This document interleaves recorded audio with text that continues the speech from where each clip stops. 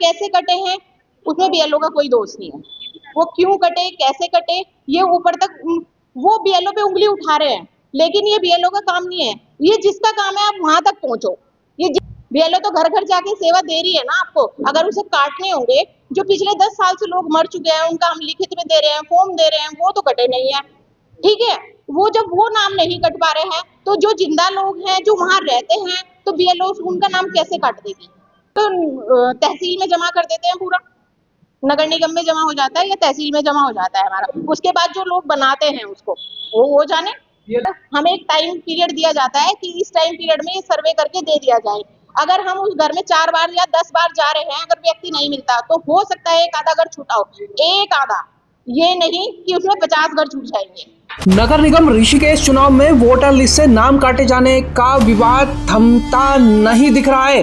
लोग social media के माध्यम से बीएलओ पर उनके नाम काटने का आरोप लगा रहे हैं, लेकिन इसी बीच बीएलओ महिलाओं के संगठन ने अपना पक्ष रखते हुए कहा कि उनकी तरफ से प्रत्येक परिवार के सदस्यों के नाम चढ़ाए गए थे। लोगों के नाम कैसे कटे इसके बारे में उनके पास कोई जानकारी नहीं है। कहा जिन लोगों की मृत्यु हो गई है उनके नाम काटने के लिए उनके द्वारा कई बार लिख कर दिया जाता है, लेकिन उनके 10 साल बाद भी उनके नाम नहीं काटे गए। एक बड़ा सवाल जब बीएलओ के स्तर से सभी लोगों के नाम वोटर लिस्ट में जोड़ने के लिए भेजे गए थे तो इनके नाम कैसे और किसके कहने पर काटे गए? क्या वोटर लिस्ट से नाम काटने को लेकर कोई साजिश की गई है? सुनिए बीएलओ संगठन से जुड़ी महिलाएं क्या कह रही हैं। बीएलओ महिलाओं की बात को सुनकर ऐसा लग रहा है कि इसकी उच्च स्तरीय जांच की जानी चाहिए, क्योंकि कहीं ना कहीं नगर निगम के ये चुनाव सत्य के घेरे में जरूर आ रहे हैं। लोग सवाल कर रहे हैं कि आखिर उनके नाम कैसे काटे गए। मैं बीएलओ हूँ और हमने जब नगर निगम का सर्वे किया था, हम लोगों को नगर निगम का सर्वे करने के लिए दिया गया था, तो उस टाइम हमें एक लिस्ट दी गई थी। जो लिस्ट एक बीएलओ के पास रहेगी और एक हमने घर वालों को देनी थी सर्वे करते टाइम कि ये आपका नाम दर्ज कर दिया है हमने। ठीक है, वो सारा प्रूफ घर वालों के पास, एक व्यक्ति के पास जरूर होगा। ठीक है, तो उसमें क्या था कि एक प्रूफ हमारे पास था कि हमने उनका नाम दर्ज किया है और एक घर वालों के पास था उनका प्रूफ कि हमारा नाम दर्ज हो चुका है। अगर हमने उनको वो रेड पर्ची दी है और फिर भी उनका नाम नहीं है तो उसमें बीएलओ का कोई फॉल्ट नहीं है, क्योंकि उसमें उस बीएलओ ने तो अपना काम किया है पूरा। अब वो नाम कैसे कटे हैं उसमें बीएलओ का कोई दोष नहीं है।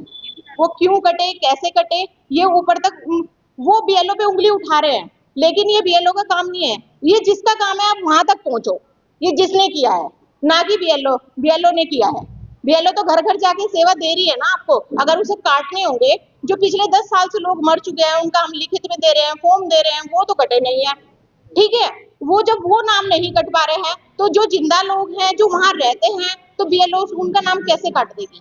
तो तहसील में जमा कर देते हैं, पूरा नगर निगम में जमा हो जाता है या तहसील में जमा हो जाता है हमारा। उसके बाद जो लोग बनाते हैं उसको वो जाने। ये लोग इस स्तर से नहीं कटे? नहीं, हमारे स्तर से कोई नाम नहीं कटा है। हमने सब लोगों के नाम चढ़ाए हैं, बाकायदा पर्ची दिया है। अगर हम एक बार, हमें एक टाइम पीरियड दिया जाता है कि इस टाइम पीरियड में ये सर्वे करके दे दिया जाए। अगर हम उस घर में 4 बार या 10 बार जा रहे हैं, अगर व्यक्ति नहीं मिलता तो हो सकता है एक आधा घर छूटा हो, एक आधा, ये नहीं कि उसमें 50 घर छूट जाएंगे। अच्छा, जो पर्ची आप बता रहे हैं उसमें क्या डाटा होता है?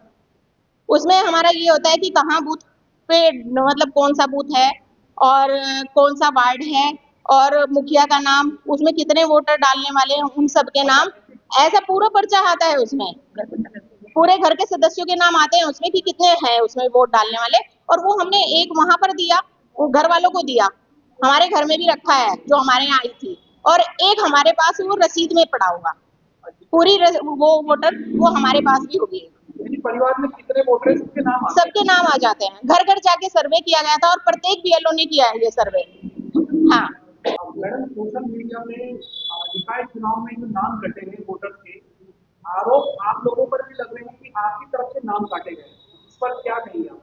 इस पर मेरा यही कहना होगा ये जैसे कि, क्योंकि वो तो बीएलओ पे आता है अगर नाम कटा गया, पर ऐसा सही नहीं है। बीएलओ अपनी तरफ से हाउस टू हाउस पूरे घर की सर्वे करती है और उस सर्वे में किसी का जो मृत्यु होगा मृत्यु दिखाई जाएगी और जो यहाँ से चला गया तो उसका चला गया दिखाई जाएगा। अब उसमें आशा ने तो पूरा अपना फार्म जो भी भर दिए पूरा काम कर दिया कि ये मृत्यु हो चुकी है, यहाँ से चला गया, कि एक आदमी को हम 10 बार दिखा देते हैं कि मृत्यु हो चुकी, पर बार बार उसका फिर वोटर लिस्ट में आएगा, जो जिंदा है उसका नहीं आएगा, तो उसमें आशा की या बीएलओ की क्या गलती? आशा ही बीएलओ का काम करती है, उसमें बीएलओ की क्या गलती? वो तो लिख कर दे देती है ना कि ये मृत्यु हो चुकी, ये यहाँ से जा चुके। अब उसमें तो क्या उनकी तरफ से तो ऐसा नहीं था, ये तो गलत आरोप है बीएलओ के आप ऊपर। कह रहे हैं कि जो मर गए चलिए उनका तो आपने लिख के दे दिया कि ये मर गए, तब भी आता है लिस्ट में नाम। ऐसे लोग हैं जिनका ये कहना है हम यही है, मकान मालिक है हमारा नाम काट के जो किराएदार है उनका नाम चढ़ा। नहीं, वो गलत आरोप है। कई बार ऐसा होता है कि जैसे कि घर पर जाते हैं वो लोग नहीं मिलते, फिर दोबारा भी जाते हैं,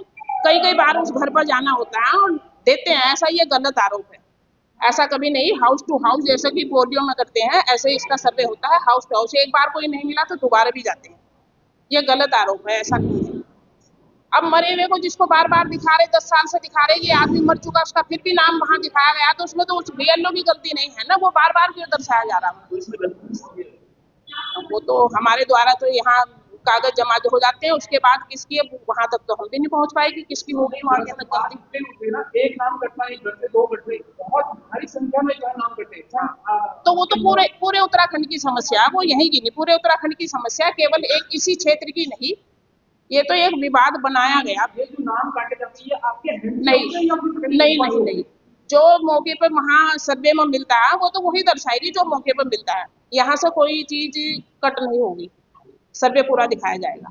काटे जाने को यह कि घर घर पे हमारे को एक रेड पर्ची मिलती है, उस रेड पर्ची को हम घर घर पे देते हैं, रेड पर्ची को अगर उसके जब वो नाम चढ़ा होगा तभी रेड पर्ची दी गई, और रेड पर्ची देने के बाद भी वो नाम कटा गया तो वो गलत, बीएलओ को गलत ठहराया गया। यहाँ बीएलओ गलत नहीं होगी इसमें, मतलब नाम चढ़े थे नाम चढ़े थे तभी वो रेड पर्ची, तभी वो काट दिए गए, रेड पर्ची तभी दी गई।